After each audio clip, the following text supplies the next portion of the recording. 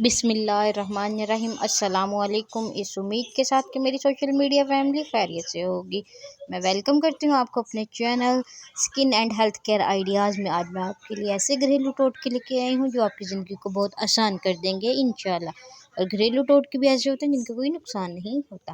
Blood pressure normal کریں۔ روزانہ صبح لہسن کے 2 جوئے اور 1 چائے کا چمچ شہد کھانے سے بالکل بلڈ پریشر نارمل رہتا ہے۔ روٹی نرم اور پھولی ہوئی بنائیں۔ جب آٹا گوندھیں تو نمک اور پانی کے ساتھ کھانے کے 2 چمچے کوکنگ آئل پانی میں شامل کر کے آٹا نرم بھی ہوگا، روٹی بھی پھولے گی۔ دانت مسوڑھے اور مضبوط کرنے کے لیے شہد کو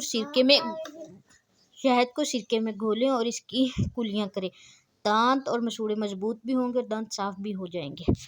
قیمہ خوشبودار بنائیں۔ آئیے قیمہ بناتے وقت اس میں آدھی گھٹی ہرا دھنیا کاٹ کر ڈالیں تو کھانے میں مسالے دار بریانی کی ہی خوشبو آئے گی۔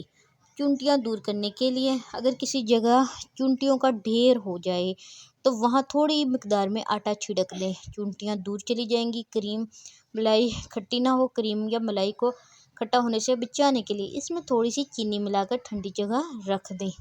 آلو کالے نہ ہوں گے۔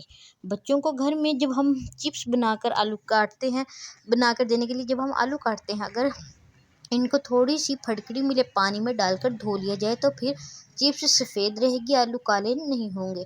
ٹماٹر اور لیموں کو لمبے عرصے کے لیے محفوظ کرنے کے لیے ٹماٹر کبھی کبھی بہت مہنگے ہو جاتے ہیں، جب سستے داموں میں ملتے ہیں تب زیادہ لے لیں اور گرائنڈ کر کے فریزر میں برف جمانے والی کیوب ٹرے میں جما لیں، پھر تھیلی میں یا پلاسٹک کے کور میں نکال کر رکھ لیں۔ بعد میں جتنا استعمال کرنا ہو کیوب کی شکل میں ڈالیں، تازہ ٹماٹر کا ذائقہ ملے گا۔ لیموں سستے ہوں تو انہیں بھی آپ اسی طرح فریز کر کے استعمال کر سکتے ہیں۔ گوشت کی بسان ختم کرنے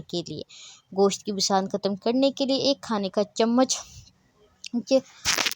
آٹے کی بھوری چھڑک دیں، 10 منٹ بعد دھو لیں۔ امید کرتی ہوں میری آج کی ویڈیو آپ کو بہت پسند آئی ہوگی۔